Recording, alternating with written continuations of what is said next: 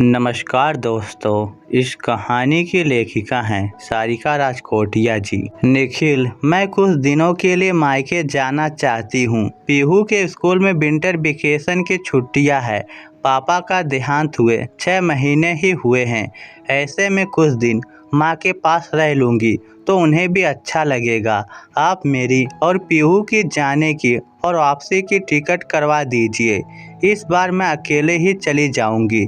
किरण ने अपने पति से कहा, मैं क्यों करवाऊं टिकट? अपने भाई को बुला लो, वह लेने आ जाएगा। वैसे भी हमारे खानदान की बहू बेटियां अकेले सफ़र नहीं करती। निखिल ने दो टूक जवाब दे दिया, पर 20 वर्षीय छोटे भाई को बुलाना सही नहीं रहेगा। पापा के जाने के बाद घर को चलाने के लिए उसे पढ़ाई के साथ साथ मोबाइल दुकान में नौकरी भी करनी पड़ रही है। यह तो आप जानते ही हैं। ऐसे में टिकट किराए का भार उस पर डालना सही नहीं रहेगा। किरण ने लाचारी से कहा, देखो सुबह सुबह मेरा मूड खराब मत करो। ना मैं तुम्हें छोड़ने जाऊंगा और ना ही तुम अकेली जाओगी।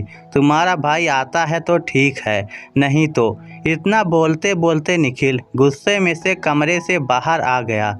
निखिल को गुस्से में देख उसकी माँ उमा जी बोली, क्या हुआ बेटा? निखिल ने उन्हें पूरी बात बताई।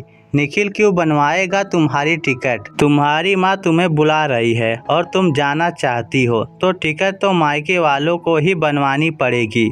यह तो सदियों पुरानी रीत है, हम भी तो निभा रहे हैं। उमा जी ने किरण से कहा, पर मम्मी जी, अभी तक पापा थे तो सब आसान था। जैसे तैसे वह सब इंतजाम कर ही लेते थे, लेकिन उनके जाने के बाद छोटे भाई पर जिम्मेदारियां डालना ठीक नहीं है। किरण ने डरते डरते कहा, देखो बहू, हम भी तो निखिल को अपनी बेटी रीना को लेने भेजते हैं, तब वह मायके आ पाती है। अगर कभी दामाद जी के साथ रीना का आना होता है तो टिकट भाड़े का खर्च देकर भेजते हैं। उमा जी ने अपना पक्ष रखा। तभी किरण के ससुर श्यामलाल जी इस वार्तालाप का हिस्सा बनते हैं।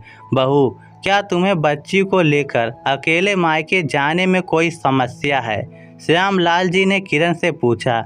जी नहीं, मुझे अकेले जाने में कोई दिक्कत नहीं है। मैं सब संभाल सकती हूँ, पढ़ी लिखी हूँ। अगर यहाँ से मेरे आने जाने की टिकट हो जाए तो भला मुझे क्या परेशानी होगी?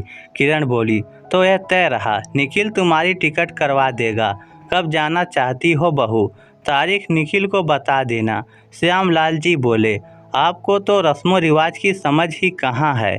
हम भी तो अपनी बेटी के आने जाने का खर्च उठाते हैं। उमा जी बोली, ऐसी रस्मों रिवाजों से हमें भी तो कितनी समस्या होती है। हर बार निखिल को ऑफिस से छुट्टी लेनी पड़ती है।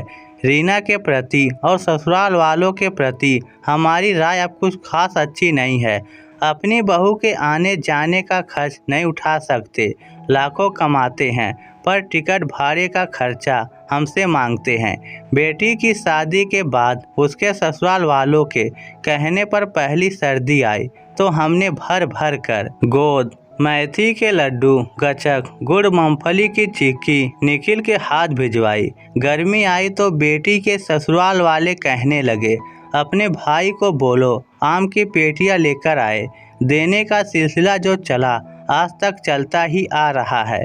बहू के मायके वालों से मांगना भीख मांगने के समान ही तो है। मायके वाले सारी उम्र बेटियों का करते रहेंगे। उनका भी अपना जीवन नहीं है क्या? उनका भी अपना परिवार है, जिम्मेदारियां है। आखिर कब तक समाज के डर से बरसों पुरानी प्रथा का भार ढोते रहेंगे? अरे हमारी बहू है, हमारी पोती है, तो उसके आने जाने का खर्चा उसके मायके वालों पर क्यों डालना?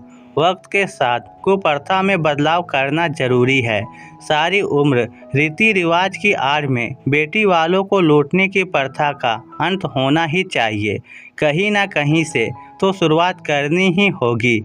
निखिल और उसकी माँ चुप रह गए। श्यामलाल जी की सही बातों का विरोध करने का उनमें साहस नहीं था। दोस्तों, यदि घर का एक इंसान भी सही सोच रखता हो तो वह पूरे घर को सुधार सकता है, चाहे वो पति हो या ससुर जी। गलत बात का विरोध करने वाला घर में कोई हो तो किसी के साथ भी अनिष्ट नहीं हो सकता। तो दोस्तों, इस स्टोरी को लेकर आपकी क्या राय है? नीचे कमेंट करके हमें ज़रूर बताइएगा। धन्यवाद।